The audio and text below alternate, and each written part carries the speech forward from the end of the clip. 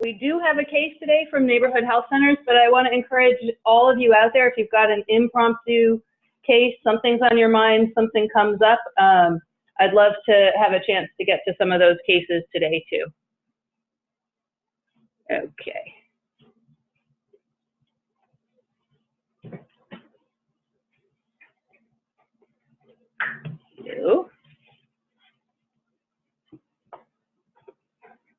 Okay.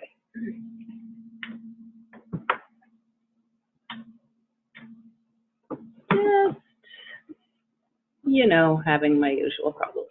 Okay, well, we'll see the little split side here.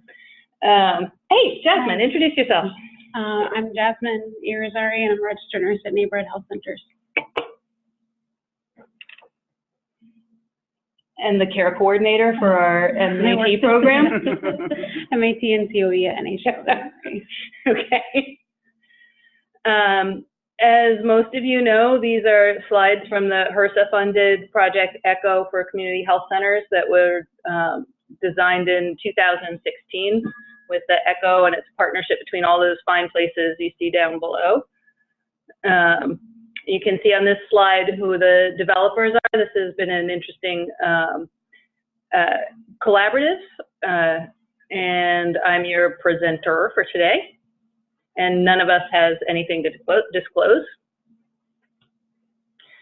So we're going to be talking about medications for opioid use disorder. We've talked some about this before, but we're going to go through it again, partly because it's session number 6. But I think also this is sort of a big issue in our community. It's the learning curve that we're on right now about what's the role of medications for opiate use disorders. We're going to be talking about 3 different medications. We'll talk briefly about methadone. We'll be talking about buprenorphine and also about naltrexone. There are useful guides. There's a ASAM National Practice Guideline that was written in 2016, and that's available on the website. It's in the references at the end of this presentation if you want more information and sort of the how-to basics guide. We're talking about medications, and we'll get into this in a lot more detail, but one of the main points of this presentation is that we're talking about maintenance medications. This is long-term medication, not detox. That when we look at the data out there, there's horrible data on the outcomes for detox. It doesn't have any long-term effect on outcomes, whereas the medications can save lives and reduce relapse. So we're looking at some of the most effective medicines we have in medical practice, but they're wildly underutilized.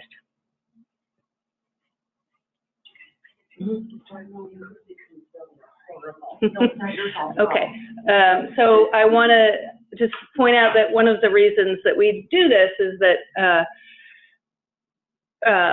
we're trying to break the cycle of stigma where we're thinking about people with addiction as having choices and making bad choices and just wanting to get high and other things that we hear people talking about, that maybe early on in the acute use of opioids, people will experience euphoria, and then when they come down, they go back to feeling sort of like normal, whatever that normal is for them. We do hear people talking about, you know, the first time they use an opioid, they feel that makes them feel the most normal that they've ever felt before, and they go back to a state of anxiety or discomfort in their skin, but that's what was normal for them. But that doesn't last very long. That's just your acute phase, and in the chronic use phase of a use disorder, when they've developed tolerance and physical dependence, that they're no longer really feeling euphoric. They're just using to feel normal, and when they're not using, they feel sick. What we find with the medication-assisted therapy is that we can change this up and down sawtooth pattern that just gets worse and worse and worse for people, and give them the long-term maintenance that helps them continue to feel normal. We don't think about this as being treatment in and of itself. but it does help your brain and your body calm down enough that you can focus on doing some of the work that you may need to do. So our view is that we want people to be in counseling and to start learning the skills that they need to learn to live a life without the drugs, but that for many, many people, that's just not possible without some support.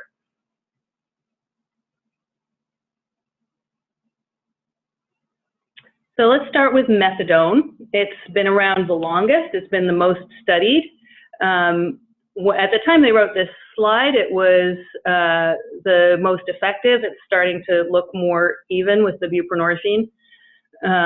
But it increases survival, increases treatment retention, and increases employment. Hard to think about outcomes that are more important for people than those. It's also been shown that people who are on methadone are less likely to use illicit opioids and less likely to contract hepatitis or HIV infections and less likely to be apprehended for criminal activity.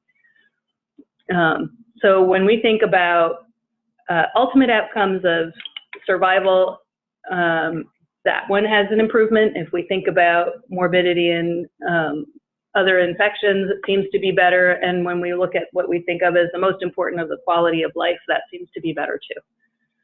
Methadone, as you all know, is highly regulated. It must be dispensed in an opioid treatment program. Those are licensed by the state. Supervised daily dosing, take-home doses if people are stable. They receive counseling at the same place. Urine testing is routine. Oftentimes, these programs do not include psychiatric or medical services. And of note for Kevin and Mackenzie and myself, it's illegal to prescribe methadone for addiction in general practice. There's been a lot of studies that show that it's cost effective, and for every dollar you get $4 or $5 back in savings, and that's probably at a minimum.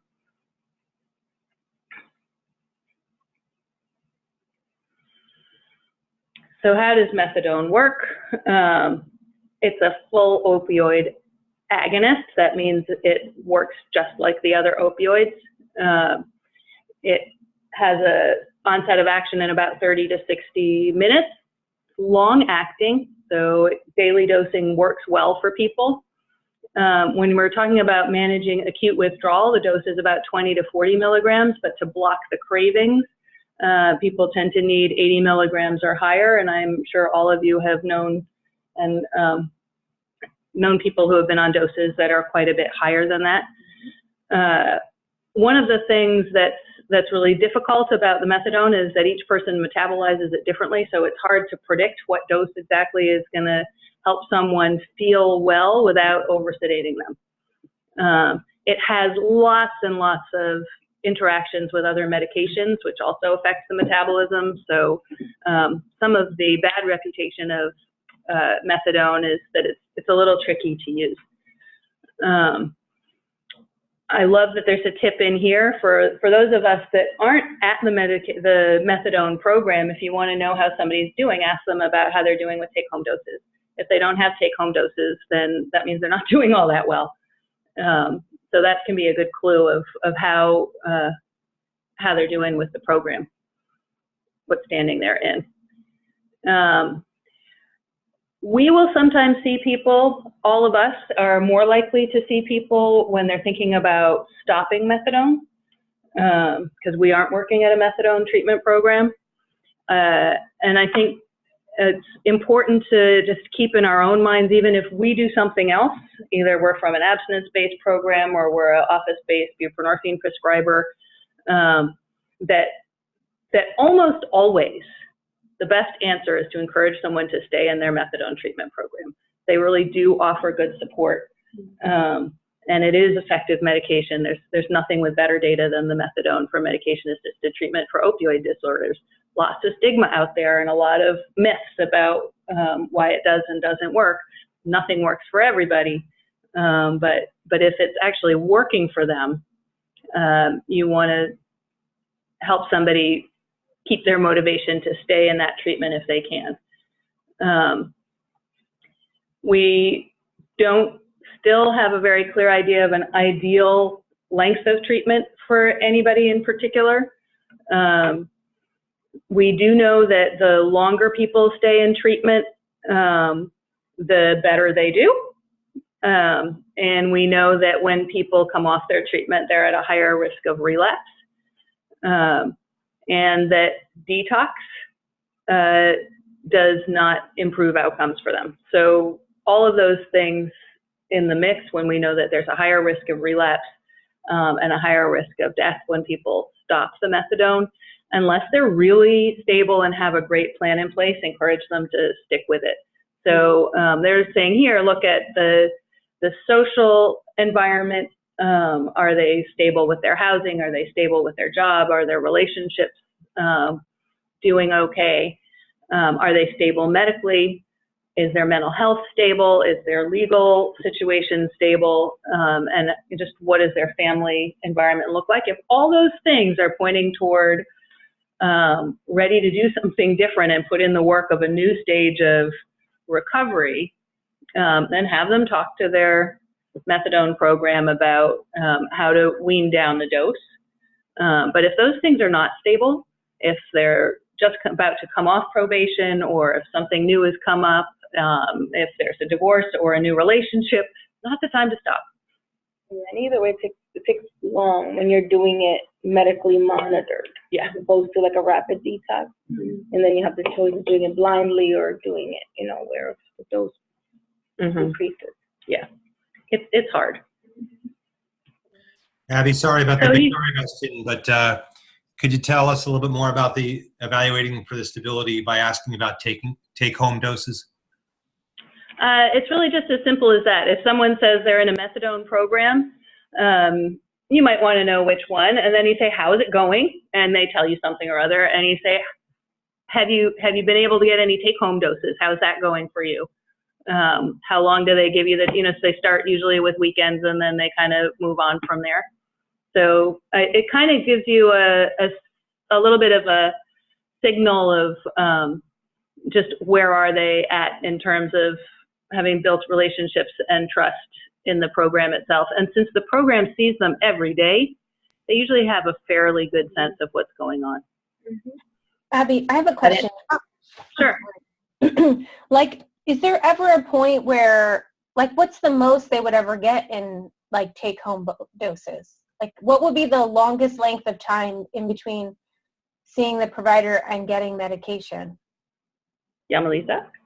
So the standard highest number of take-home doses would be 6, because they have to be seen at least once a week. Unless they're going on a vacation, then they may either get visiting doses set up at a different methadone clinic where they're going, or they'll get an extended approval for possibly up to 2 weeks. But standard take-home starts usually, like Abby said, at 2, and then it moves up from there as long as they maintain everything that they're working towards. And it takes some time to get to 6, but once they get to 6, they pretty much stay there until they decide to start dropping their doses and discontinue treatment once they've completed their detox. So if someone tells you I have 4 take-homes, they've been doing well for a while. If they have 6, they've been doing well for a really long time. Mm-hmm. Okay. And just thinking about this, if someone was doing this almost lifelong, that could be really hard to. It is hard. Go and that may be, yeah, that may be the reason that that many people will come to my office or to Kevin's office looking for buprenorphine instead, because it's much less restrictive. And again, we want to really be able to explore, is that person in any way ready for that? Mm-hmm. Is once a month enough support for that person? And are there other motivations under there that need to get a little more feedback and maybe a little more motivational interviewing to help the person sort of think about, what is that once a week visit doing to support them?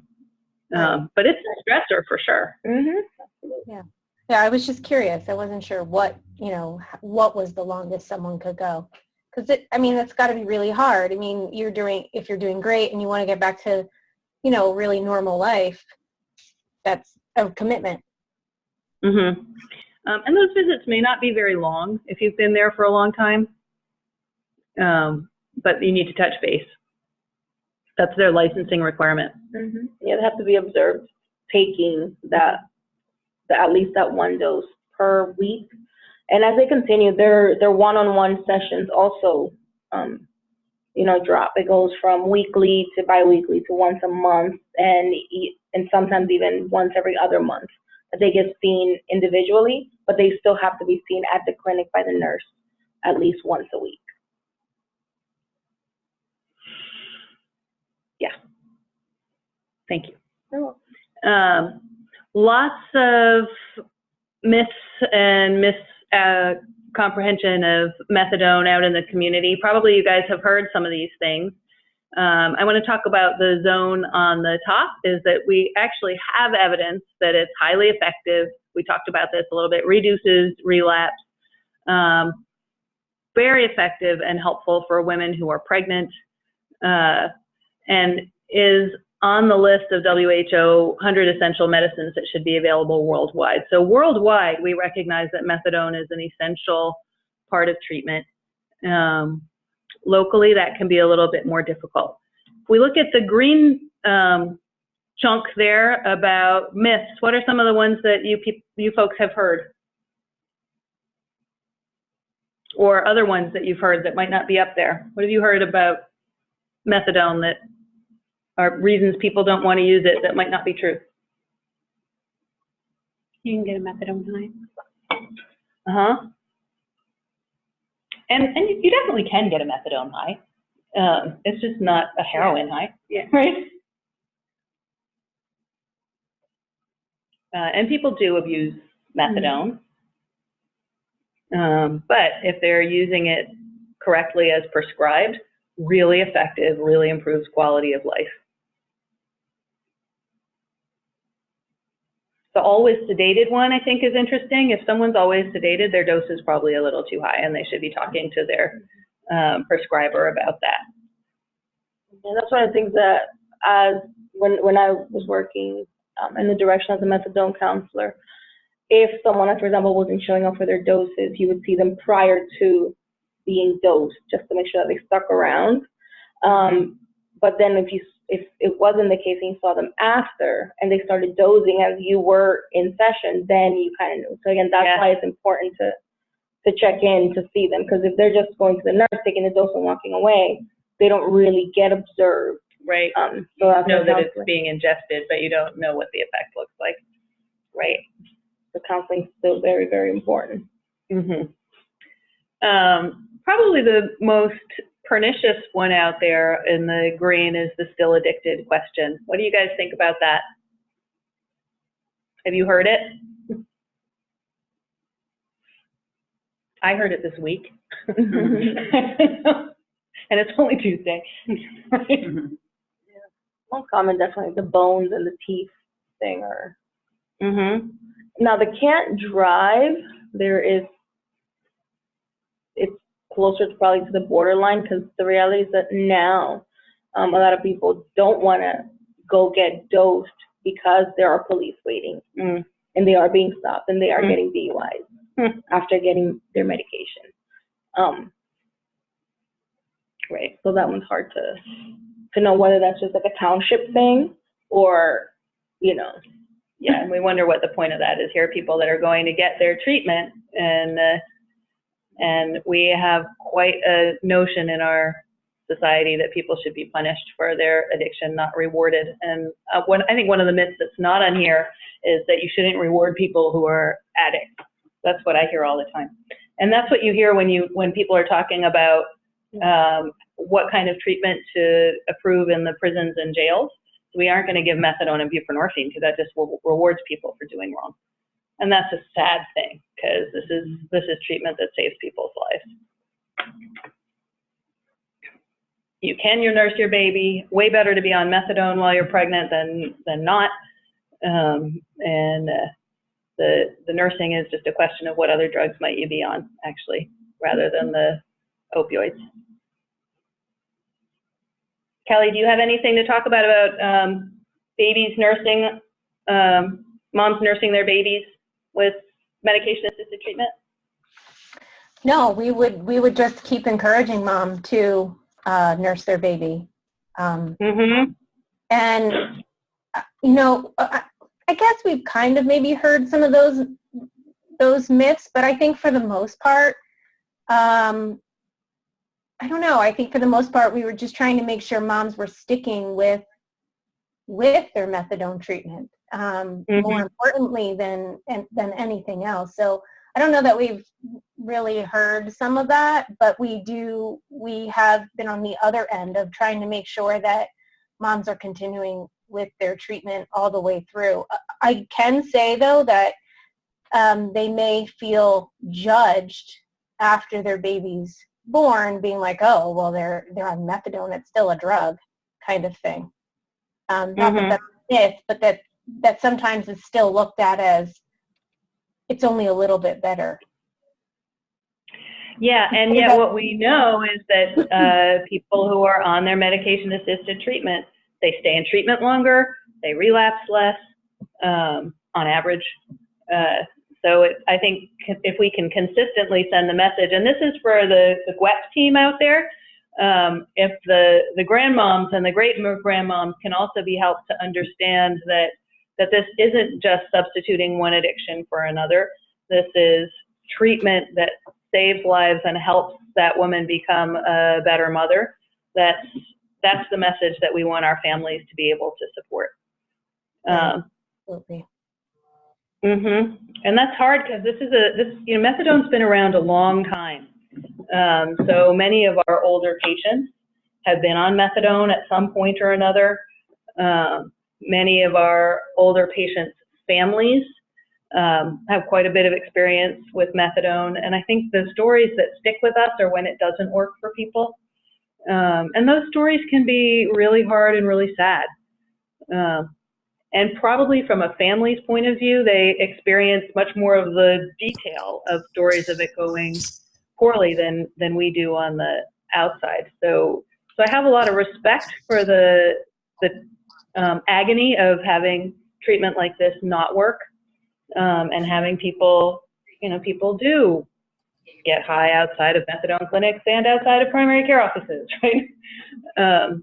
So I do find it's really useful to listen to those stories, but to continue to consistently send a message that medication-assisted treatment helps retain people in treatment, prevent relapse, prevent overdose death, and that it is not substituting one addiction for another. It's treating it so that you don't have the issues with control and with life function. Okay, bup. So buprenorphine has been around for quite a while now.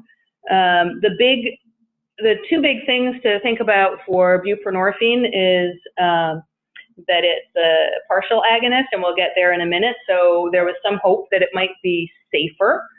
And because of that, the FDA and the Data 2000 law said that physicians can prescribe this from primary care offices or other physician offices. So the OBs can prescribe it, the geriatricians can prescribe it, the family docs can prescribe it, and recently nurse practitioners and PAs can also attain the waiver so that they can prescribe.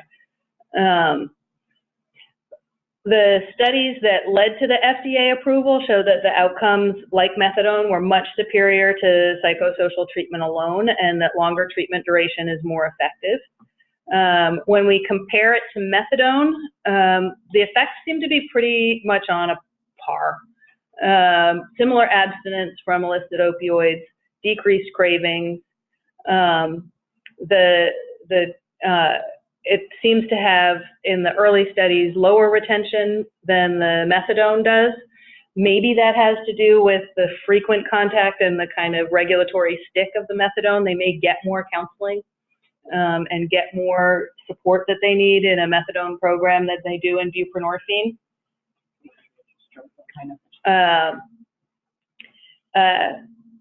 And it may also be, another explanation for that could be that because it's available in general practice with lower barriers to treatment, we may be attracting people who are more ambivalent and and no pill is magic.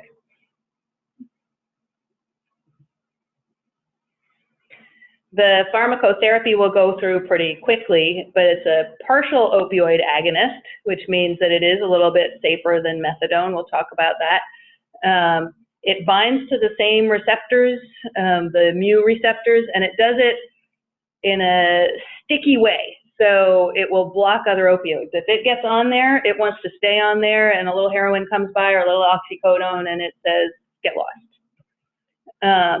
They add naloxone to deter abuse. Really what that means is if you tried to crush it up and inject it, you'd get a lot of naloxone when you use it the way it's prescribed, either sublingual or well, mostly we're talking about sublingual for that. Not a whole lot of the naloxone is absorbed, and it doesn't have any clinical effect. It comes mostly as sublingual, so either little films or tablets that you put under your tongue, and you have to sit there and wait for it to dissolve. This is a little tricky. People have to get the hang of how to do it. Jasmine's nodding her head because she's problem solved with a lot of people of, you know, please don't talk and drink coffee while you're waiting for this to, or smoking, right.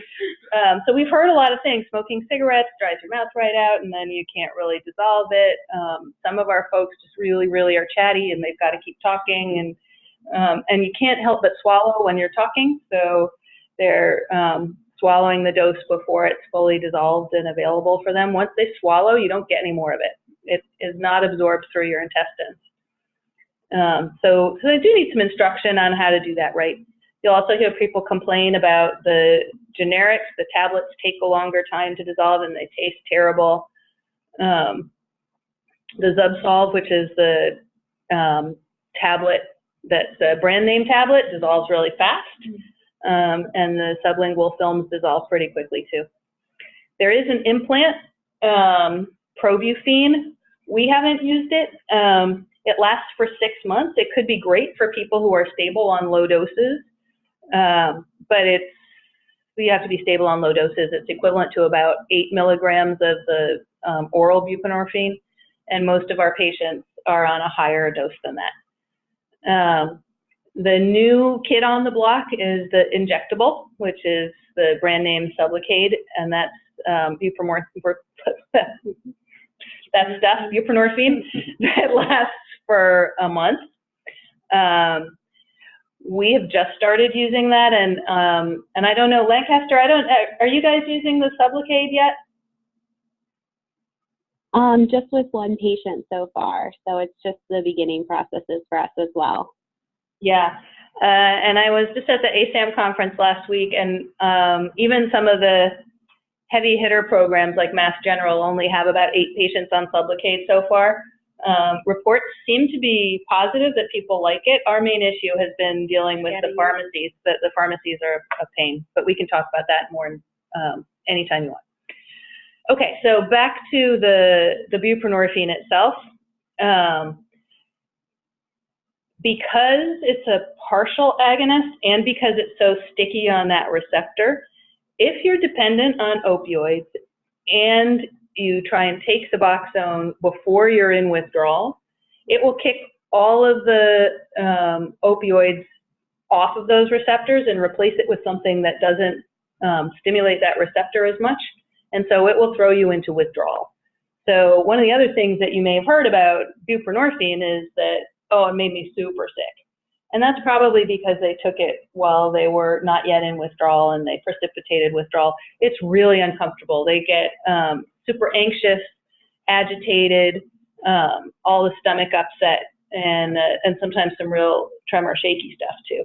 But mostly what they complain about is the puking, right? And the diarrhea.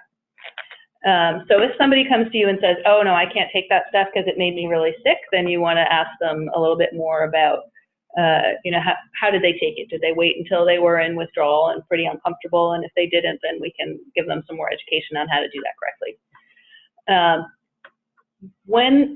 How do you get someone started? They need to be able to go into some withdrawal. You saw that up and down curve. People are going into withdrawal all the time, usually daily, sometimes more often than that.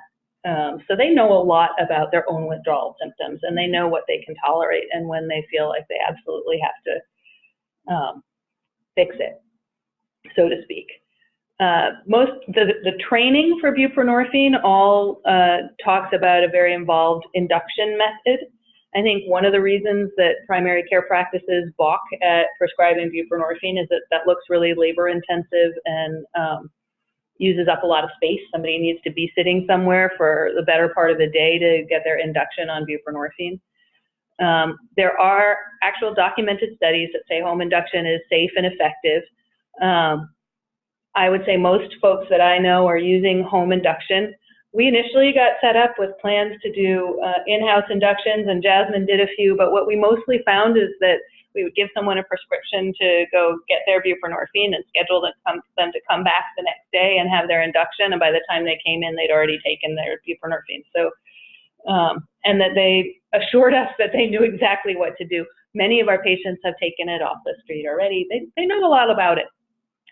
So home induction is what we do. Is that what you guys are doing in Lancaster? Yes. Yeah. Do you do any in-office inductions? There is one of our locations that is still doing an office induction. We have a few different locations within Lancaster County, so most of the practices are doing the at-home, but there's one office still that's doing the in-office. And I think we do pretty well. I think the home induction works well. The only thing that we sometimes run into is if we estimated a dose incorrectly and the weekend comes in between, then people may run out. There may be other reasons that they're running out also, but it's the weekend. So we would prefer to do that, have them do a home induction earlier in the week so we can hear how it's going. But life doesn't work that way. Yeah. For someone to transition from a rapid-acting opioid like heroin or like oxycodone, it's really pretty easy. They're going to go into withdrawal within, usually within 24 hours. Methadone is much more difficult. You know, we were saying before that everybody metabolizes methadone differently. You don't really know when that methadone is going to wash out enough for somebody. Our average that we talk about is a couple of weeks. It might be as fast as 5 days. The advice out there has been to taper down to 30 milligrams. People are starting to question that because that's really difficult, and then we can't transition anybody. So I've heard people talk about, you know, tapering down to 40 and then try to transition. That's a difficult one. I would say that if you are getting started with buprenorphine and somebody wants to transition from methadone first, like we talked about before, try and find out why and encourage them to stay with the methadone. But if they do need to do it, this is a great one to call the PCCS mentors and really have somebody help walk you through, because it's confusing and difficult. We've had a couple of people, but it's been confusing and difficult. How about you guys in Lancaster? Do you do a lot of transitions from methadone to buprenorphine? We actually don't have, I would say, too many, but we do get them here and there. Typically, they're coming from other programs, and we just need them to get down to that 30 milligrams of methadone prior to being able to take them into our program and transitioning them. We mentioned here the implant before, and that's equivalent to about an 8 milligram dose. The Sublocade, the injectable buprenorphine, I think one of the reasons that it's getting people's attention is that it's equivalent to a much higher dose, that at its steady state, it has the same blood level as a dose between somewhere of 16 to 24 milligrams. And in this day and age, with all the fentanyl out there, there's a lot of suggestion that people need a higher dose than they did even a few years ago. Okay, so why do we think that it's safer? Why is the overdose potential low? It's because it's a partial agonist, so it has a ceiling effect, both for the feeling of getting high, the euphoria, and for the respiratory suppression, and that's the overdose, right, is the respiratory suppression. So it doesn't really do that even when you take higher doses. So you'll have some feeling of some euphoria and some respiratory depression as you go up on doses, but it doesn't get to that lethal point. The one caveat for that, of course, is if you're using other sedatives, particularly alcohol or benzos, then you can actually, with those combined effects, have enough respiratory suppression for a significant overdose. So some of the early trials, this slide blows me away. The first time I saw this one, I had to go check the reference. Like, it's a small study, but we don't get results like this in studies in general. They started people who were not in any other treatment. This is in Sweden, I think. They're not in any other treatment, and they randomized people to either a rapid taper with buprenorphine and then usual counseling and therapy groups versus maintaining them on buprenorphine 16 milligrams a day and still getting the counseling and therapy, and followed them for a year. And in the group that were on buprenorphine, that's this column number 2, 75% of them were still in treatment at a year. That's pretty good. And none of them had died. That's really good, right? Like we like it when people don't die, right? On the other hand, the placebo group, and this group had a rapid taper, and then they're in counseling and therapy, none of them in treatment a year later, not a single one. And 20% of them had died. Wow. But that's completely understandable. It's like you've been dependent on this substance, and now you're giving me a sugar tablet to dissolve. I know it's not doing what you're telling me it's supposed to do. You know what I mean? But they're getting their counseling and therapy, and they don't stay. They're getting it for free. They don't stay. So, so as good as our counseling and therapy is when people go to it, the big issue in its effectiveness is that people don't go. And they don't go because their bodies feel terrible and their brains are fritzing. So if we can help to calm that down so that they can come to therapy, that's the bonus. We need a bigger trial. Like, there are a lot of bigger trials, but this one's got like a nice easy grid to look at, right? So there are lots of trials, plenty of references in here. And they go on for longer than a year. Yeah. This is another old slide, but a good one that looks at, the little dash line down on the bottom here is buprenorphine. You can see it starts to become available in 2002. Big push for it back in 2006. And in Baltimore, at least, where they did this study, they saw a real increase in number of people who were being treated with buprenorphine. The funny dash and squiggle line here is people on methadone, so they also increased their capacity for methadone, but a lot more patients in the early days that were there. And you can see their overdose deaths decreased in that community when they were increasing the access to buprenorphine. Since 2009, everything has changed, but this is a useful slide just to kind of demonstrate when there's more access to medication-assisted treatment, all other things being equal, the overdose rate, we would expect it to go down, and here they showed that it did. Part of the problem, though, is that even though it's available for primary care clinicians to be trained and to use it, most don't. So we know that even when prescribers do prescribe in primary care, they don't prescribe for very many people. The average is that they have 11 patients at a time. And that hasn't really changed in the last 3 or 4 years. We thought that we would see more people taking on more patients. And while there are more waivered primary care clinicians and more who are actually prescribing, still not treating a lot of patients. So it continues to be an access issue. Primary care docs talk about these barriers, and Kevin, you can chime in on what you're hearing from folks out in the LVHN networking.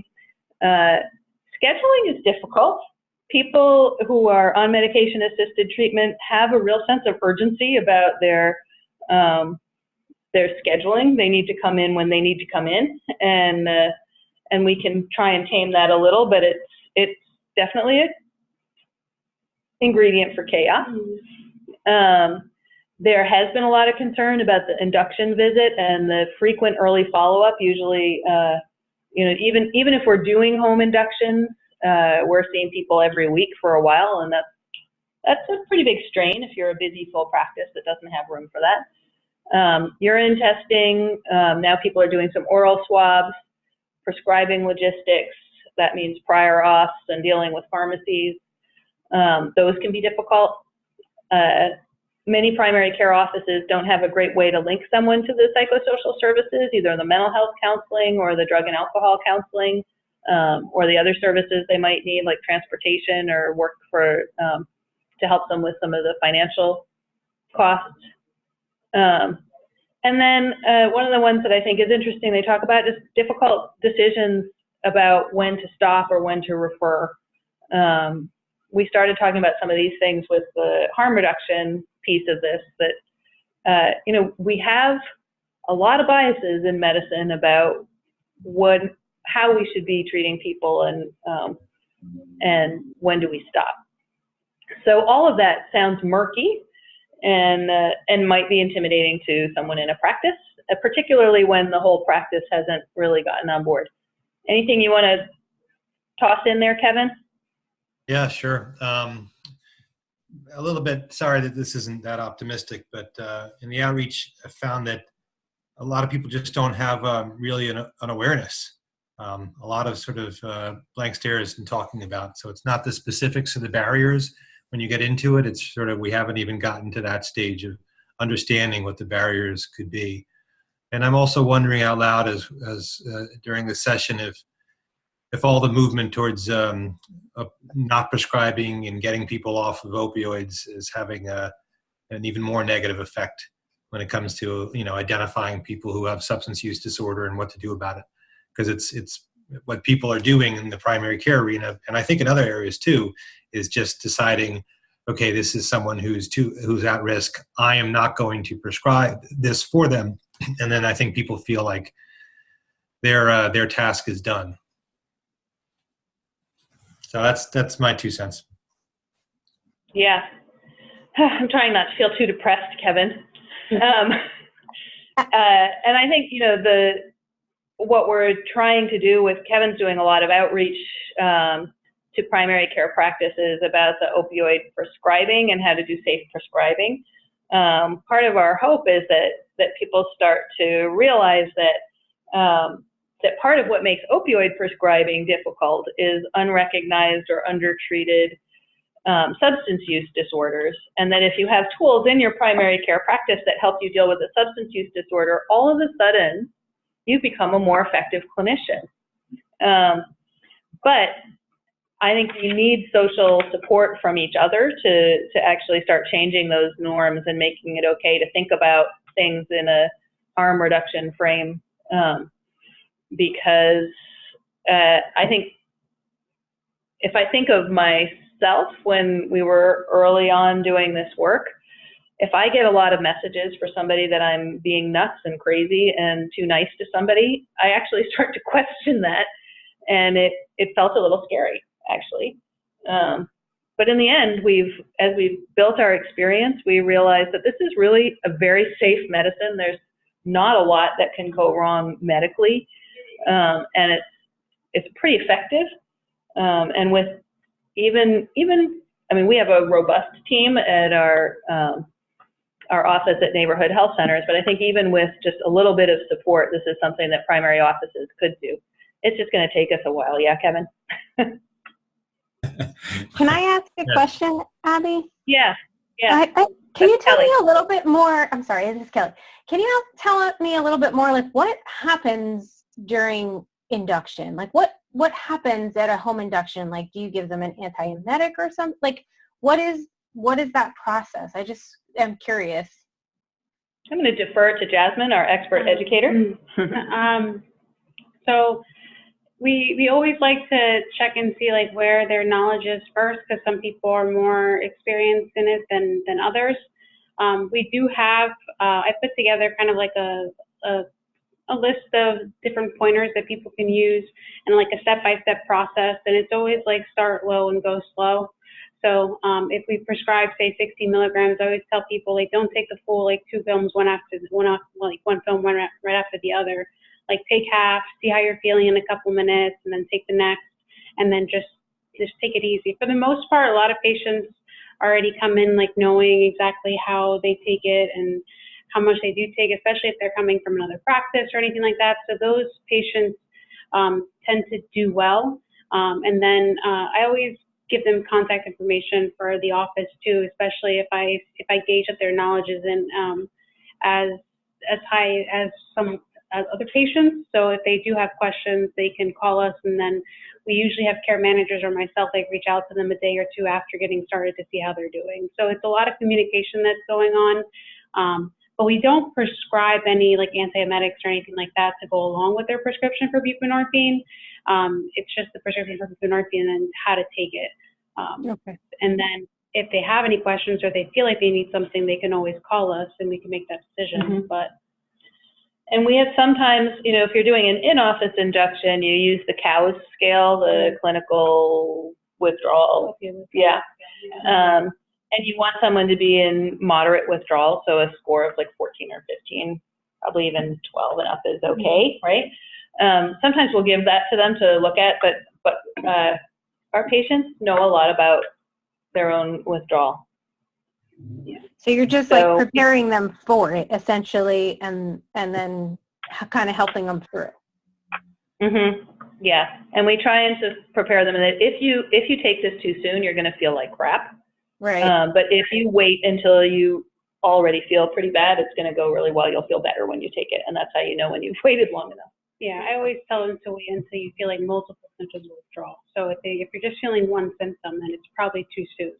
And a lot of times patients would be like, it usually takes me about like 14 or 15 hours before I start. Right. So, and a lot of times they'd be like, okay, so if it takes 14 or 15 hours, then I'll just wait until about like 20, just to make sure. Okay. But they're usually pretty knowledgeable on their bodies and their withdrawal. And I'll say, you know, because of the nature of the substance use disorder, how their bodies interact with the opioids, that is their object of obsession. So they know a ton about it.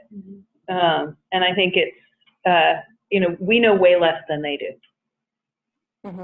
So we, in general, let them guide us for that. We've mostly found that unless somebody has been, has decreased their tolerance and it was a recent relapse, and isn't actually using that much, those people might do okay on less than 12 milligrams. But on average, almost everybody stabilizes at 16 milligrams. Some people come back the next week or so and they still don't feel good, or sometime in the next month we raise their dose, and we have a handful of people who do better on 24 than they do on 16, and we've had like almost nobody that we've needed to go higher than that. Yeah. Other practices do. Yeah. Thank you. Go ahead. Abby, this is Kevin. I remember to say my name this time. Thanks, Mark. How about using or getting the assistance of a CRS when it comes to induction? Is that something you do or no? We haven't for induction. Yeah. We love CRSs. Those are the certified recovery specialists. They're wonderful. You want to talk about what role we use them in, and you can talk about that too, Melissa, a little bit. So for the certified recovery specialist, depending on the situation, some patients already have one, but if we feel that, and the patients kind of know about them too sometimes, and they'll say like, oh, I want like a peer support who has been through addiction and they're going through sobriety, and those usually we know that's what they mean when they're talking about a CRS. But our team can refer out and put them link them up with a CRS. We don't really do it specifically for induction, but if we feel that people need that extra support and they're not able to get it from other places, then we make referrals out to CRSs, and then we keep in contact with them.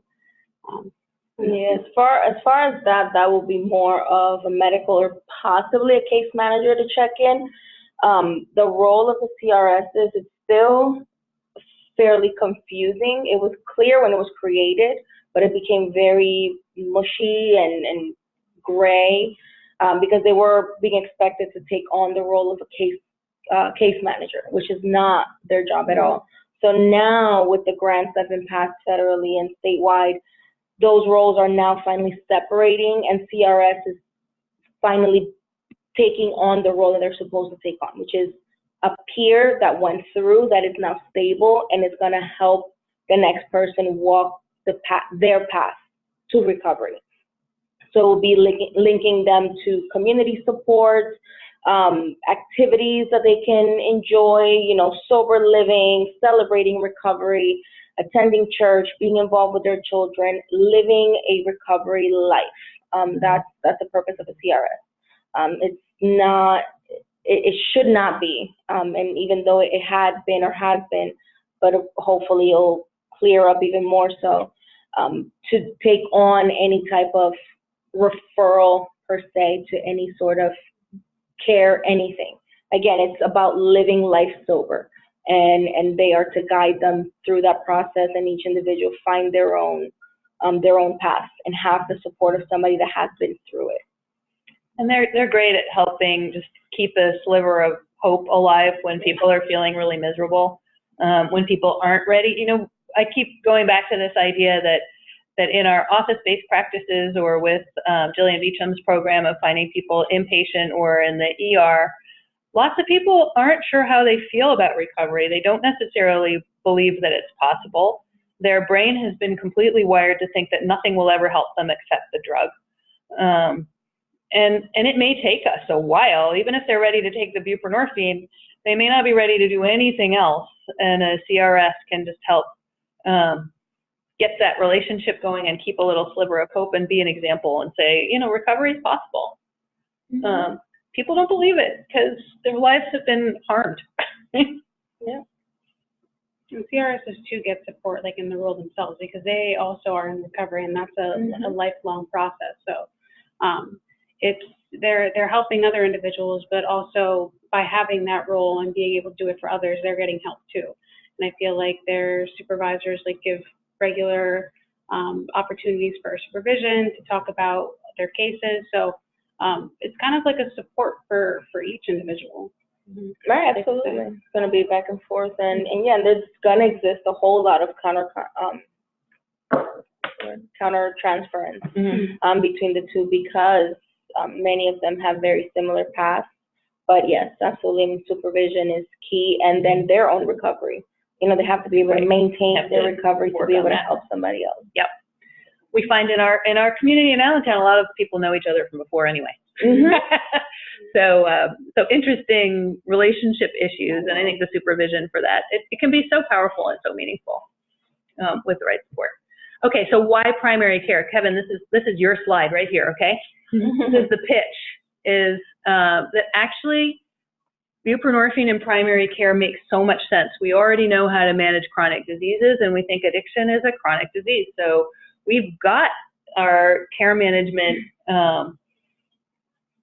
method of trying to follow people. We know how to keep track of a registry of people with chronic illness. So we understand chronic disease management. We should have a role in this. Having this occur in a primary care office can reduce the stigma because you're not just going to that place that's the drug and alcohol treatment. We do treat you like every other patient, so that may be sending a positive message of welcome and recovery too, that you actually are welcome here. Probably not so much at our office, reduce contact with people who are actively using, depends on your population, but I think of the pushback for people who say, no, I don't want those patients, is they're already in your waiting room anyway, you just haven't, you haven't been discovering that with them. We do, for our primary care practices that are using integrated behavioral health, that we have systems in place already that can help connect people to mental health care. We can treat the medical comorbidities. We see tons of hepatitis C. We're going to be starting to treat hepatitis C in our office also. it's an important tool when you're using opioids for pain. Being able to distinguish who has a substance use disorder and have an effective treatment for them that can also address their pain is a really positive thing. And last line on that, it's also the right thing to do with a public health benefit, because you're increasing local access to something that really makes a difference for people. So that's the plug to the primary care, and also I'd say the plug to traditional drug and alcohol about why primary care is a good partner. What I hear from really almost everybody when I'm talking to folks across our region and across the country, though, is that those of us in primary care, once we get started, we don't want to go back, because this is such an important treatment. It's so useful, it's so doable, and we make a difference in people's lives.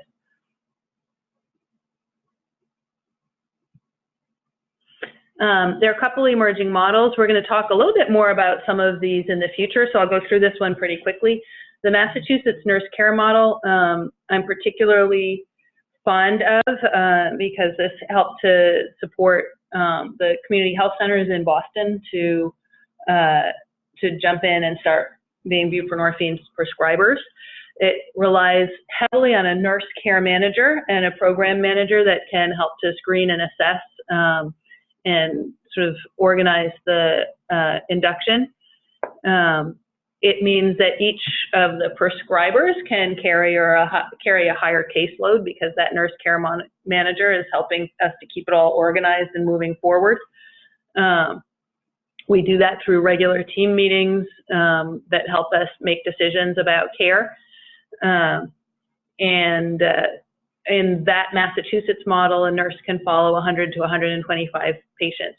We've been loosely modeling the NHCLV program on the Massachusetts nurse care manager model. There are definitely some differences, and we'll talk about more that in a later session. The hub and spoke model, this is more related to what Jillian Beecham is putting together with the ER, that she's created then a hub that's co-located with Pyramid, where they will sort of assess and stabilize the patients.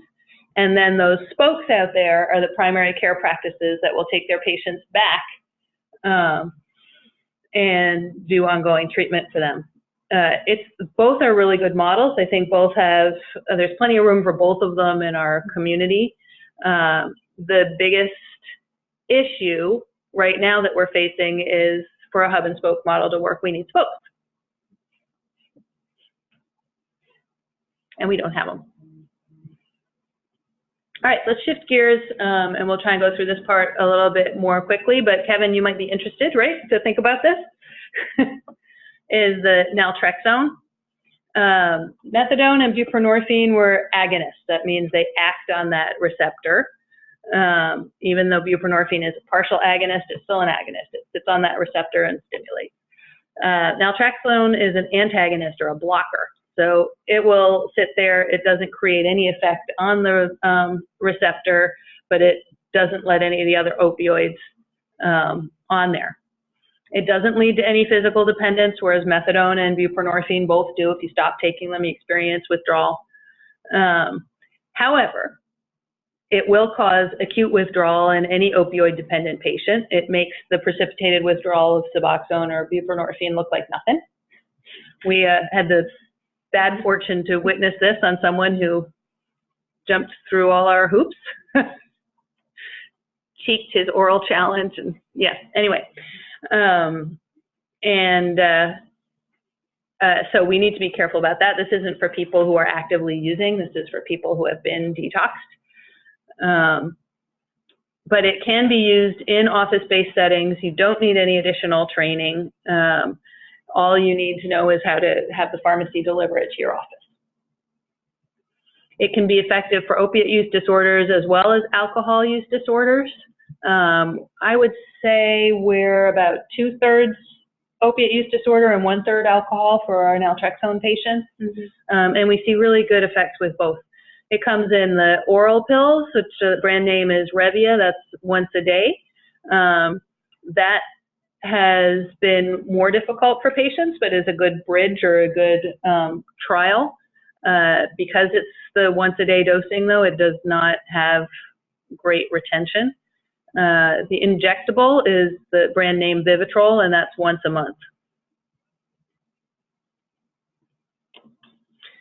At the time that these slides were put together, we were missing some of the studies that have come out more recently, so I'll add a little bit about that. But key point here is that they need to be abstinent and not in any physical dependence prior to starting. And that's difficult because most people who want treatment, it's because they're in withdrawal right now, and they don't want to use again. Sorry, Go ahead. this is Kelly. Is there a time frame of how long they need to be abstinent?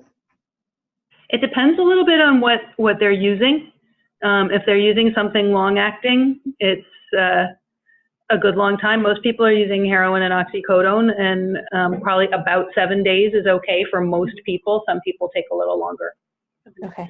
Yeah. Thank you. And that's difficult because, you know, I think a lot of our patients feel like, oh, I can do that detox at home.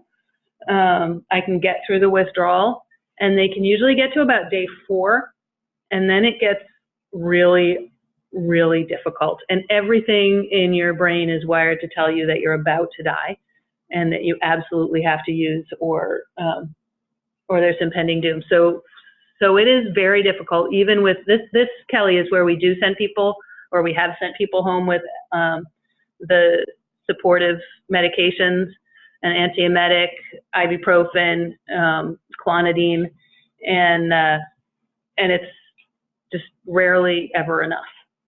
It's still too awful, even with all those medicines. So our approach has been to send people to a medically observed detox, but that's no longer working for us either, because now most of the detox programs are doing a rapid subutex taper. So they are discharged in less than 7 days, and with opioids on board, because they have the buprenorphine on board, so they still can't get to the naltrexone injection. So I was recently talking, this is new news to my team member to my left, but I was talking to some folks that the ASAM, and what we really need to be doing is asking people to go to inpatient rehab, and if they don't last for the 28 days, they don't. But otherwise, they won't get an injection at the end of detox, and the insurance isn't even paying for them to be there for 7 days anymore. So detox is no longer the answer. They actually need to go to inpatient rehab to start the Vivitrol. Now, for people who are an inpatient, that's great. If they're in a controlled environment, which might be inpatient rehab, or it might be jail or prison, this can be really helpful. And what we want to see is that they get a shot right before they go, so that they can have a little bit of time to settle back into that less controlled environment with the support of the naltrexone. I would say the majority of the patients that we have now coming in getting Vivitrol are those who got it right after inpatient. I haven't seen a lot of people come in like from home or something and say that they're interested in Vivitrol. So it makes sense that you heard that. Yeah. There had been a lot of question about, the studies that were used to get this FDA approved for opiate use disorder don't have much long-term follow-up, so we didn't have much data at all when it was approved. This Summit trial that's in the second bullet here compared comparing buprenorphine with naltrexone, and they seem to be similarly effective as long as they're both being used, but that the retention in the naltrexone group was less, and it was less cost effective. I think the naltrexone is really expensive, and buprenorphine is less expensive, even with more frequent visits.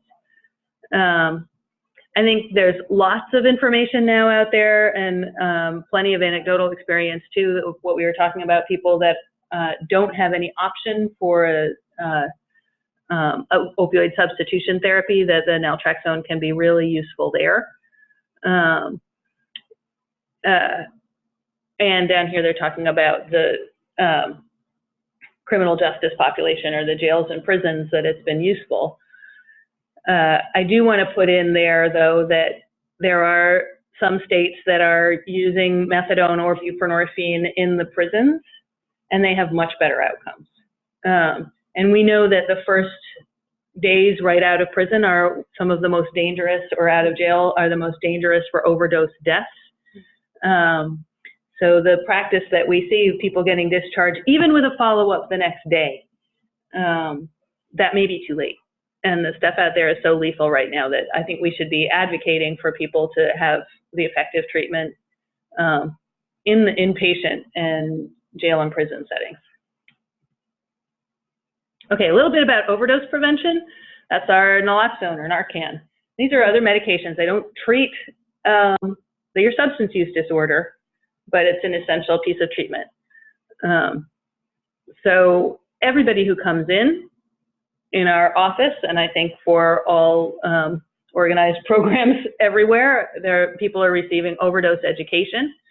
And naloxone is a really effective harm reduction strategy. So even if somebody isn't ready to do anything, they say no to this DRS, they say no to the buprenorphine because their girlfriend or mother or somebody thinks that that's just substituting one addiction for the other. They aren't going to go to counseling. They want to keep their job, like make sure they go home with some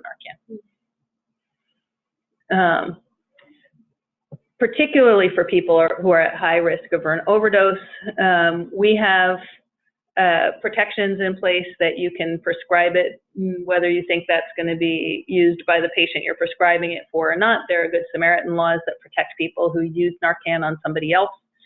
And we have in Pennsylvania the standing order for Narcan, so theoretically any person can go to any pharmacy and ask for naloxone, and it should be dispensed for them, and it should be covered by their insurance. We know that that has not been universally practiced by every pharmacy in our community, but those are the policies that are in place, and we want to try and problem solve that and ask people what their experiences have been and really encourage them to take that home even if they think they don't need it.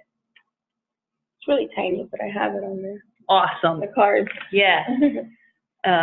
Do you have a electronic version of those cards? Mm-hmm. Great. If you want to send it to us, we'll send it out to the group. Yeah. Thanks. At the time these slides were prepared, they were talking about particularly use this for populations who are at high risk and their friends and family. Wes, this is for you guys. Make sure that family members know how to use this stuff too. And high-risk populations like people at syringe exchanges, which we don't have any locally. Lancaster does, though. People who are exiting from jail. While I was at the ASAM conference, I saw a bunch of people who were doing mobile buprenorphine clinic right outside the jail so that people could walk out the door and go get some bupe. Very interesting. Yeah. Or people who are on high-risk prescribed opioids. So people who are, when we're prescribing any opioids now in the office, we're talking about Narcan. I think, Kevin, that's part of your toolkit also, right? But now the next question is, why not universal? How do you know who's high risk and who isn't? Go ahead, Kevin. Just a point about that. We're still at like a really low percentage, like network wide for chronic opioids, less than 1% prescribing of Narcan. So definitely an issue that, and that doesn't stratify for people who are high risk, but you don't have to have a high MMED to have a high risk, Right. Any opioids in the house is a high risk. Yeah, pretty much. And even if you define it as 50 with comorbidities or 90 or higher, that's a lot of patients. And so we're trying to get the word out there, and it's part of the toolkit. And but we're still not there, not even close. Mm-hmm. And this particularly for our GWEP folks, if you're doing medication reconciliation in the home and you see that there are any opioids at all in the house, and people may not bring those out to show you, but it's a good time to talk about Narcan, and I think we might want to talk about anytime you do a home medication reconciliation, do we bring a prescription for Narcan? I think in my own practice for, I prescribe opioids for people in chronic pain. Having the reminder that I need to send them home with some Narcan and then initiating that conversation with people, I think helps to make the point that these are medications that can be dangerous. I have a question with the Narcan. Yeah. Mm-hmm. Do they need a prescription for that, or can they just go to the pharmacy and ask for that? They can just go to the pharmacy. We found that people have a little bit fewer barriers if they do have a prescription. And I think it sends a positive message for those of us who are prescribers to send a prescription, but they don't need a prescription. Okay, thank you. Mm-hmm. And I don't know whether GWEP has talked about, Jasmine recently did a training for folks in the community on Narcan under the GWEP umbrella. And Lancaster, GWEP is our geriatric workforce enhancement program, so it's some community-based home management for the elderly with complex chronic issues. But we haven't really talked about making sure that all elderly have Narcan at home. I think it's a really good idea. People are sharing a lot of medication, and there are a lot of interactions, so you just never know. Yeah, that is a good idea, and I haven't, in my 2 years in GWEP, haven't heard of Narcan being spoken about with the elderly. It's interesting, right? I mean, we're just kind of catching up in all of these different places when, and I think, that makes this an exciting moment in our community that in the last 2 years, we've started really having the behavioral health and the drug and alcohol and the primary care folks start to talk to each other. But even this slide, I think, shows that in the last 2 years, things have evolved a lot. And we were just talking about Narcan, maybe for some people who are on high doses of opioids. And even that conversation hasn't really seeped in. We just heard from Kevin. Maybe we were thinking about Narcan for some of our high-risk folks in drug and alcohol, but how often was it getting prescribed 2 years ago either? They're definitely not getting it in their little kit when they leave the jails and prisons. That would be a great idea. Like, these are times for us to really start thinking about, what do we do as a community to take this on? I think you probably all know that in our Lehigh Valley community, there have been a lot of Narcan distribution efforts, particularly through EMS and the police with the Blue Angels program. So there are other ways that at the community level, we're talking about overdose prevention, but we have not stemmed the flow, that people are still dying at higher and higher rates. And we did hear recently from our EMS buddies that with the higher prevalence of highly potent fentanyl out on the streets, that sometimes one Narcan dose is not enough. Sometimes 2 is not enough, that they're giving as many as 4 or 5. And I think, when we do our trainings, letting people know that they might need to do it more than once and that you absolutely have to call 911. You do that first, and then you administer the Narcan, and then maybe you do it again, and then maybe you do it again until someone's breathing. Yeah, I also think it's important to let those people know, or the education to be geared more towards the patients and the patient's family members, right? Because they're that are going to be administering the Narcan. Yeah, and we talk about that. Often when someone's in early recovery and I talk to them about Narcan, they're like, I don't need that. I'm not using it anymore. I'm like, but you may be the person who actually now knows what to do. You can't give Narcan to yourself. Right. But make sure that the people around you know how to use it and that you know how to use it for somebody else that you care about.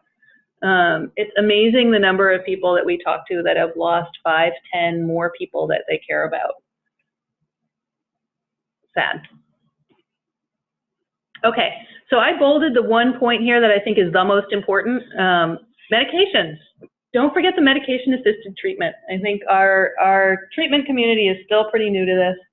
It saves lives. It improves retention. We can do it as family doctors. All of us that are on this call can advocate for medication-assisted treatment to help prevent the overdoses. Cool. We went way over with that, but it was a great discussion. Anything else anyone wants to add in? I'll show you, we've got lots of references, so these will get sent out and posted on our website.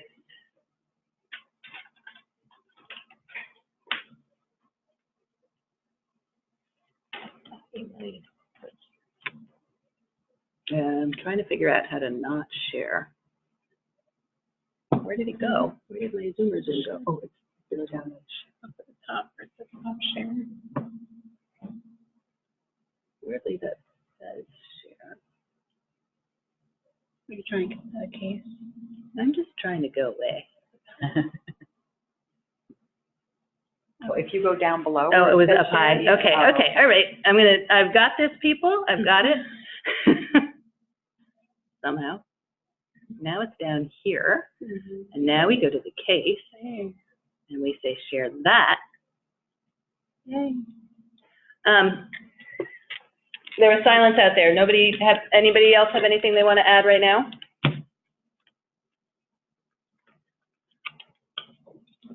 And let me just ask, before we dive into this case, has anybody thought about taking us up on the offer of, got a case you want to just kind of toss out there and get some input from this wonderful group? I'm going to give you more time to percolate on that. Because it is, I know we've had a little bit of trouble getting people to volunteer a case, but I'll say that as an ECHO participant in the past, it is such a positive experience. We will walk you through it. You can call Jasmine and basically tell her about the case, and she'll fill the form out for you as you go. Getting some input really, really helps. And I found that sometimes even if it didn't change any of the medical management, because as we were saying before, the medical management of this isn't actually hard. It really helped me build the confidence in using a harm reduction approach. And always there are great suggestions about community resources and perspectives that are holistic that help us move forward. So bring your cases, please, please, please, please. Yes, over to you. Alrighty. So I have a 29-year-old Hispanic female. Help with non-medication treatment is what we're seeking today. The patient is not aware of presentation, and she did not help develop the question. Strength for her is she cares about her family, she's kind, she's sweet, she's hardworking. And the question that we're posing to all of you guys out there today is, what can we do to help her engage with Spanish-speaking mental health services when she's living in Hazleton and she also has commercial insurance? So there's a couple of barriers that are up there that we're trying to tackle all at once in order to get her there. Yeah. So for social history and social support, her family is involved. She has a husband and she has 6 children, I believe. They're all involved in support of her sobriety. Her use history is daily oxycodone use up to 180 milligrams per day over the past 3 years. She had a period of sobriety from August 2018 up until January of this year, 2019. She's had a total of 2 inpatient stays, 2 reported relapses, and no overdose history. And again, she lives with her husband and children, independent housing. She's a high school graduate, no legal involvement. She has expressed a history of trauma, and she does have a diagnosis of PTSD, but she's not very specific about what exactly was happened in her past. And for employment, she works in a warehouse. For substance use history, oral opiates since 2017. She did admit to using IV in July of 2018. Not exactly sure if that is completely current, and we'll get to that in a second. And then for tobacco, first date of use is unknown, but she is currently using tobacco products. UDS confirms oxycodone use and relapse, and then the PDMPs look appropriate. For comorbidities, opioid use disorder, insomnia, anxiety, and post-traumatic stress disorder, that's exactly why we want her to get in. She also wants help finding mental health services. and then tobacco abuse. Her medications are the Suboxone, which is buprenorphine and naloxone. She's taking Effexor, Prazosin, and also we gave her a prescription for Narcan. She was on Zoloft for a while, and then we switched that to Effexor due to side effects that she was experiencing. So for past behavioral health treatment, community supports, and medications for relapse prevention. Again, no issues with legal involvement. She's never been incarcerated.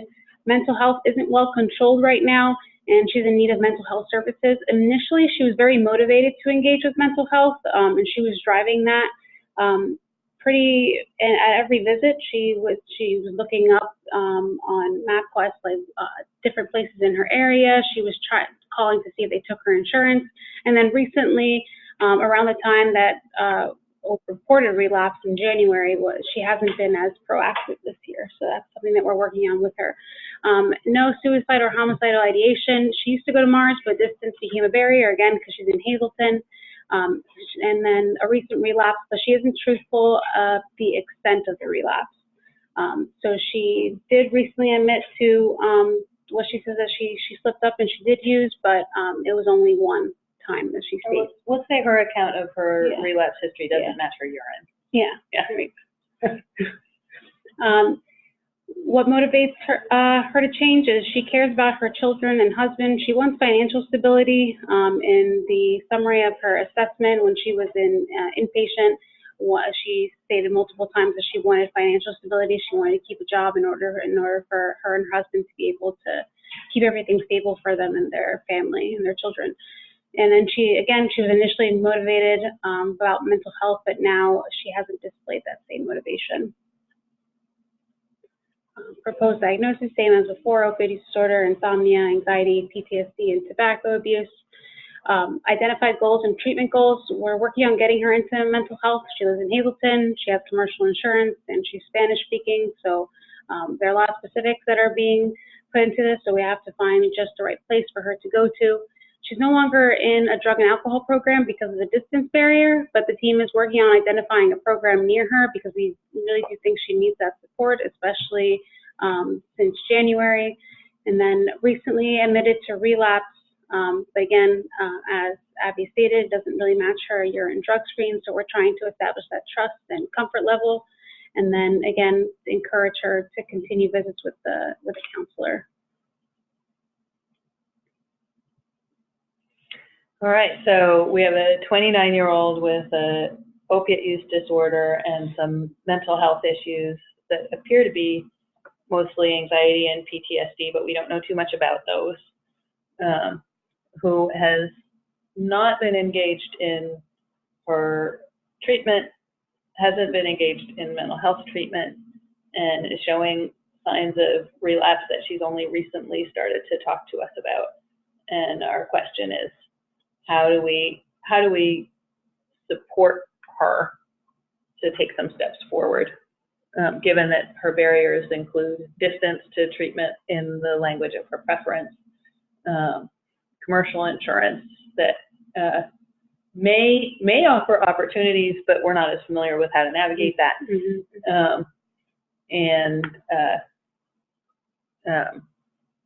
I think that kind of is mostly it.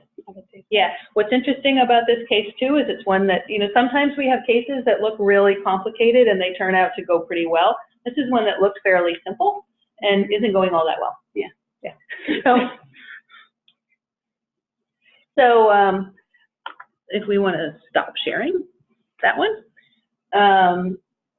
Out in the group, if you may recall, the way we do this is we'll start with clarifying questions. What more do you want to know? And then we'll go around the room in here also with clarifying questions from your point of view and your role in a team. Always good to know what a student's questions will be too, so invited to participate. What kind of clarifying questions do we have? Hi, this is Judy. Does she live with her husband and the children? Yes, she does. In Hazleton, you said, right? Correct. Yeah, they recently moved there, like a couple of months ago. From this area? Yeah. So they recently moved out there, and yet most of their resources that they're still connected to are down here. Is there anybody in Hazleton that she is connected to at all? Great question. Who does she even know? Do you know? Honestly, from what my understanding is she only really has her family, so her husband and her children. There's not. I think the reason why they moved up there was, or down. It's really up there. I don't know. Yeah, okay. I always say up. The reason that they moved there was, I believe, because of like financial ability, and it was cheaper for them, so they moved up there. And I think her job at the warehouse is closer to that area too, so that she's able to go to. And that was, again, another reason, which is tied to the financial aspect of it. So a big drive there. But maybe quite a lot of social isolation. Thanks for that question, Jean. This is Mackenzie. What kind of transportation does she have? Her husband brings her each time. And he has to drive her. I believe she is, does she have her license? I don't, or I think they share a car, and that's why. So and then they have they do have childcare though. So now that I think about it, there is someone who takes care of the children while they're down, because they don't have all the children with them during each visit. But I know the husband and usually one or two of the children are with them, the younger ones usually.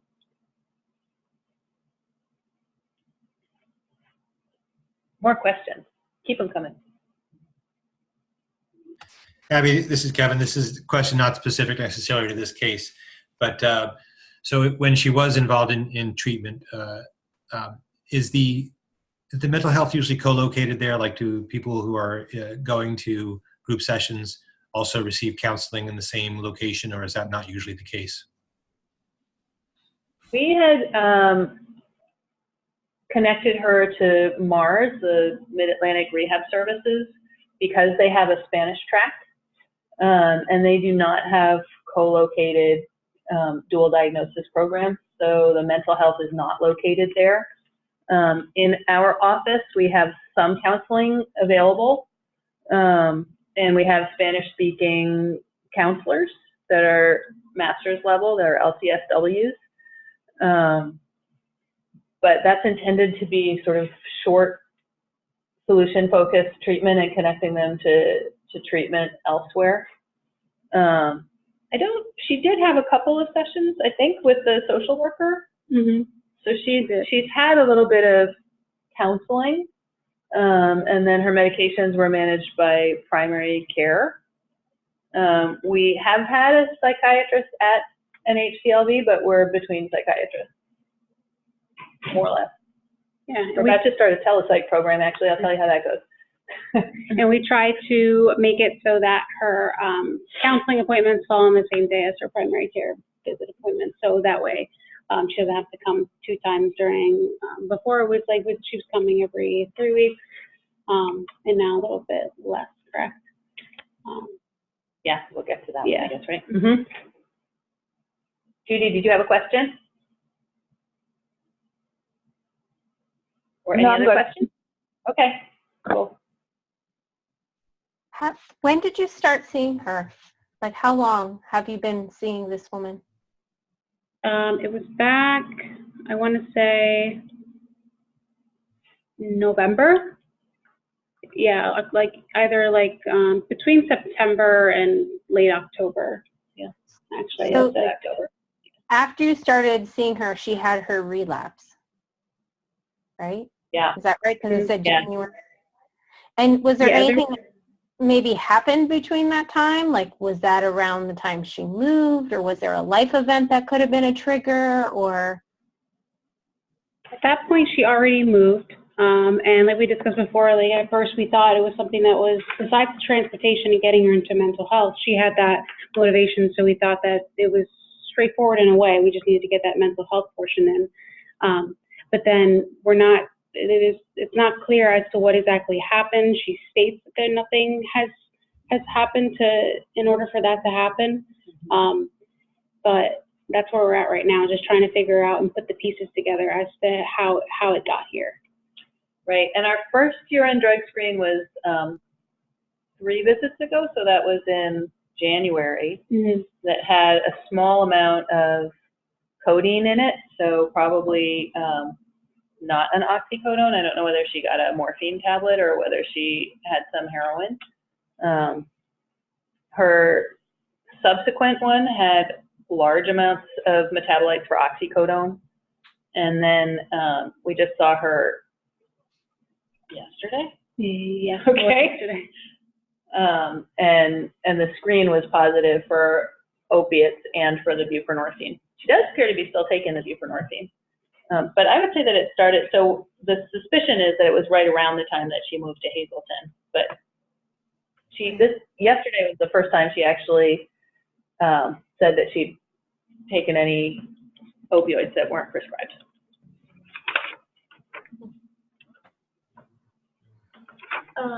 When did she transition from being more proactive about her mental health to less proactive? Was that around the same time or before or after?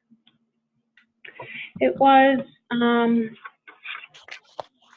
she was fine from October, we said October, right? Yeah, October up until around January, and then that's when, up until then, like the PDMP was fine, her urines were fine, along with the confirms, and she was coming regularly to all her visits, and then starting in January is when that all started to happen. I believe she moved prior to that, a couple weeks prior to that, so I think it happened afterwards, but she did start to complain a little bit about more of mental health type of symptoms, like a lot of insomnia, increased depression. So maybe that has something to do with it as well. But does that answer it? I think I'm also looking for maybe just in terms, and it hasn't obviously been something I'm sure that she said outright, like I don't want treatment, or I'm not as interested in getting treatment, but just, I guess, was there a discrete point in time that you noticed a change in her behavior that you can say, oh, that was definitely when it all started going downhill? I would say a little, like probably around December, because I remember it was around like Christmas time, and that's when she started to complain a little bit more about like the depression and the insomnia, and then that's around the first time that we got the first urine too. And usually the first one we just say, oh, let's just wait for the confirm, just to make sure, especially since she said that she denied any use. And then as it continued to happen, I think it slowly started to escalate more. And then when she was less proactive about wanting to see mental health, I think that was another red flag for us too.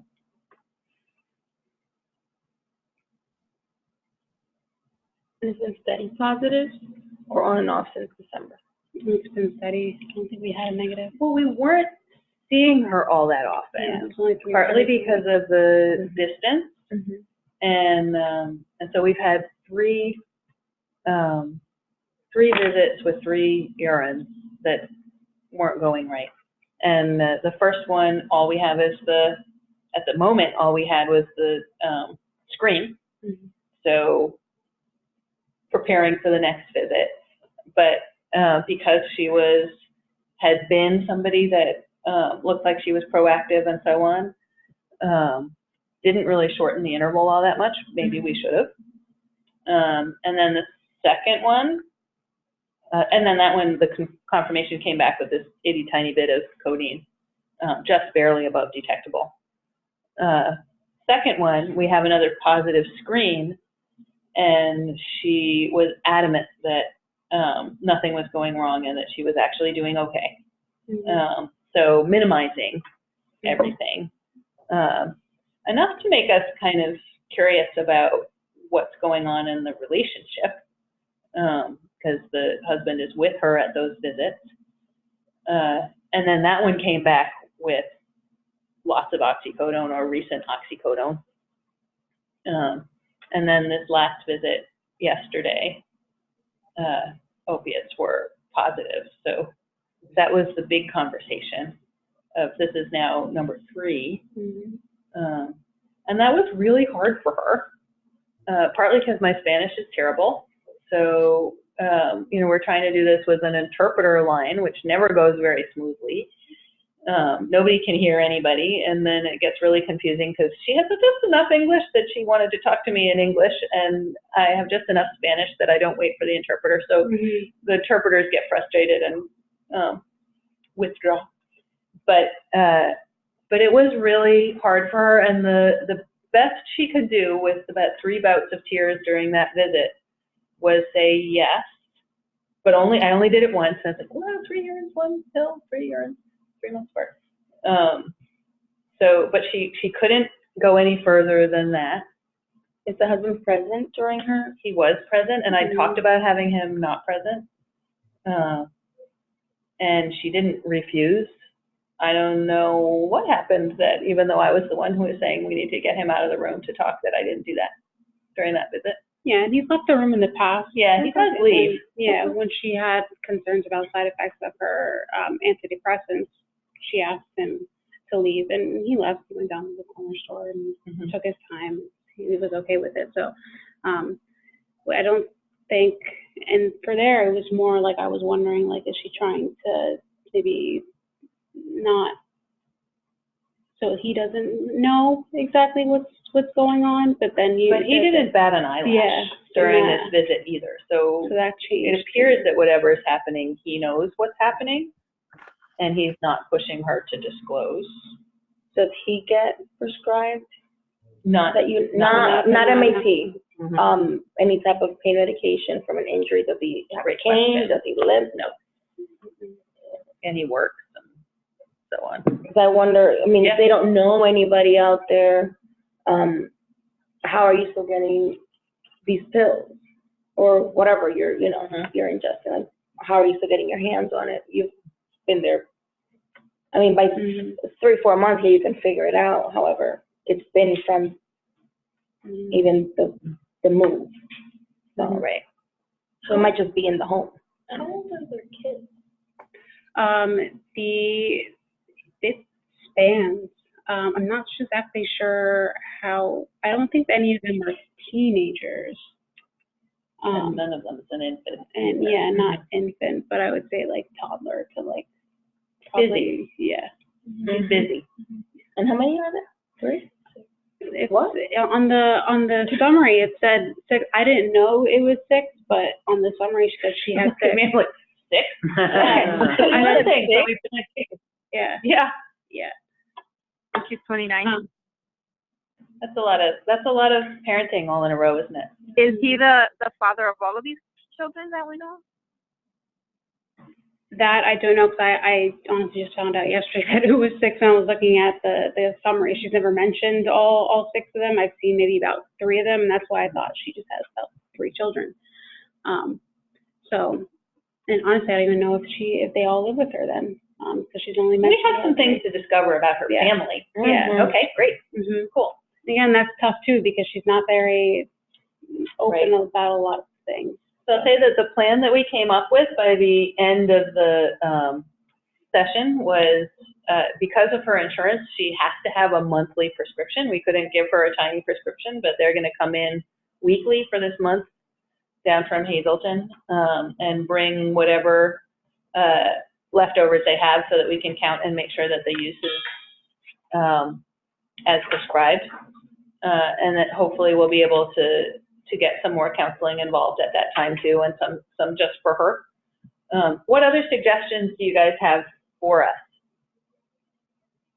I know there's been a little attrition over there. Yeah. Judy or Kelly, you got any thoughts about what might be helpful? I think just diving into her, who her support system is, and like the family background, and where's she getting this medication from if she's all the way out in Hazelton and she just moved there? I don't know. Yeah, those are great questions. I would explore some of the social isolation too since her move, if some of that is having an impact in this. And I don't know, just from some of the people that I work with up in the, like in Miners and Carbon and Schuylkill and some of those areas, there is a huge opioid epidemic up there too. So there probably is like just you know, prescription meds even floating around up there. I mean, I wouldn't say that it's better in any way just because it's isolated. So that's kind of scary too. And even if she can't get it, like, then the concern is she going to move on to something else? And so I don't know, maybe, I guess the hard part is she's being a little resistant to being truthful. So there's a couple of things at play. Do you need to get her alone? Who does she feel comfortable talking to? And maybe one of the ways you start is, you know, trying to figure out like who she does have access to as a social support, and or if you can get her connected with someone up there, because again, I'm sure the drive is going to get old fast, and that puts her at great risk for just stopping. Right. I think we definitely need to see if we can find a CRS. There is a good, you know, Lucerne County is a whole nother ball of wax compared to Northampton and Lehigh counties.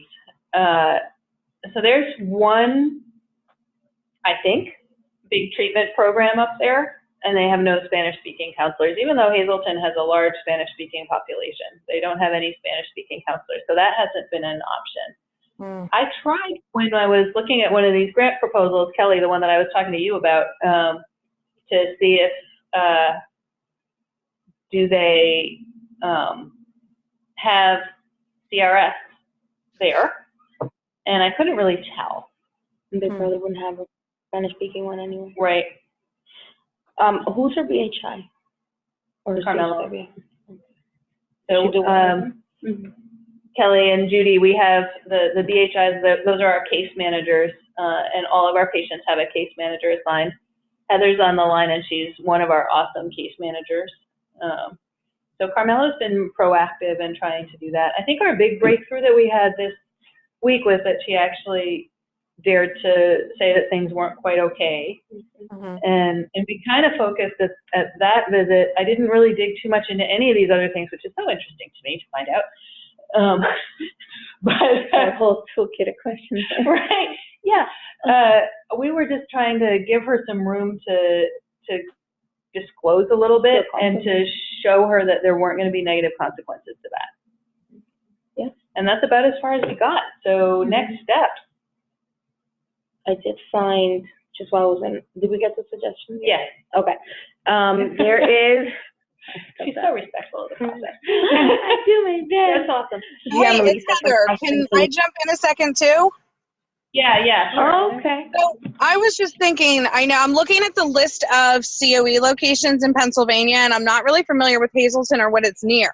But is it possible that we can kind of connect with one of the care managers at a closer COE to see what options are available for her? Because they would know the resources in that area better than we could. They're in a little COE desert. So Pottsville. In Pottsville. Yeah, Pottsville has one, and that's not wildly far away, but it's not super close. There is a really great family doctor up there who knows, who has a lot of experience doing medication-assisted treatment, but then we're in the same, I mean, other than the travel issue, the same problem is still what kind of support and treatment is available for her. Okay. Yeah, if you want to check in with Carmelo, Heather, that'd be great. Yeah, I'll talk to him. Yeah. Go ahead. Thanks. Yeah, Melissa. Yeah, Melissa from Counseling Solutions. So looking up at different resources out there, given that she has private insurance, there is a Spanish-speaking psychologist in that area. Her name is Diana Cuello, and she is in Kingston, which is right by their home. There are also a couple of other places, and it'll just be finding out whether they have a Spanish-speaking therapist or providers, but Omni Health in Hazleton provides just mental health. Now, Hazleton One Community Center does provide a lot of different services. They have like English as a second language. They might have some social things that could help her as far as getting the kids involved. Like there's a whole list of activities, like family activities for the children, depending on their ages. So again, Hazleton One Community Center. And then the other two, and these are more drug and alcohol, are Pathways to Recovery and Serenum Gardens.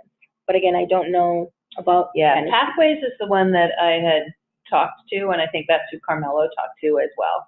But and they're a pretty decent full service program, but it didn't say anything about peer support, and they don't have any Spanish speaking counselors. Right, and it's gonna be that. So I think sending her privately to the PsyD and just getting her seeing somebody once or twice a week if she can afford her copay. Yeah, that's great. So we'll in our suggestions we'll talk to Carmelo about just finding out what her private insurance covers. My fear is that it's one of the marketplace plans, and that it may not cover very much. But let's find out. Yeah. I mean, and if she's working at a warehouse, it might not. It might actually be through her employer, and if it is, they may have that card that covers stuff or whatever it is. So again, just getting her linked up there and getting her to do more community things with the kids, because she's still coming to see you guys, which is great. You know, even now that she doesn't even have to come down. Well, hopefully she shows up. She doesn't have to come and pick up a prescription. We scheduled her a couple more times. So I think those two. Well, she still has to come down so we can count. So she's coming down for a little while. Good. So that she gets to know us a little better, and clearly we need to get to know her a little better too. Yeah, I mean, I don't know Hazelton too much to suggest anything else, but I think those two things will definitely help. That's great. Cool. Thanks for your help, everybody. That was exactly what we needed. Star, you had a event you wanted to mention, or is that this thing, or? No, that's their thing. Okay. No, Andrea was sending something out. She emailed everyone, but it was a concert of some sort with fundraiser. I really didn't get to look at it that well. I think it's on the 19th, or that whatever is on a weekend. She emailed everybody. Okay. Today, actually, I've seen it in the email. Okay, great. Anybody else have any announcements or anything to celebrate about the work that we're all trying to do together? Our prevention grant got extended one more year, so we'll be providing early intervention education for elementary and middle school kids here at Casa Guadalupe after school. Nice. Great. For us, unfortunately, the WEP grant is coming to an end in June, so we're working on wrapping up our patients, but it's been wonderful, a great experience, lots of learning. Yeah, you guys have made a big difference for all of us. I really appreciate the work that you've been doing. Thank you.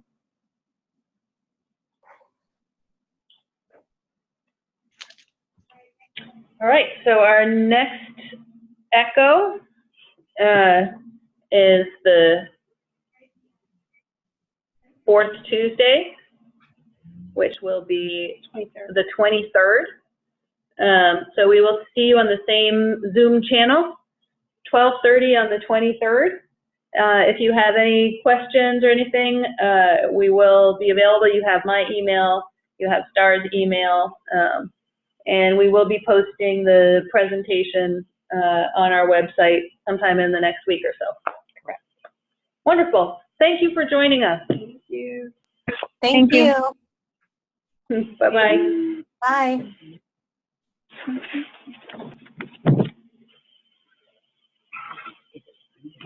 Please.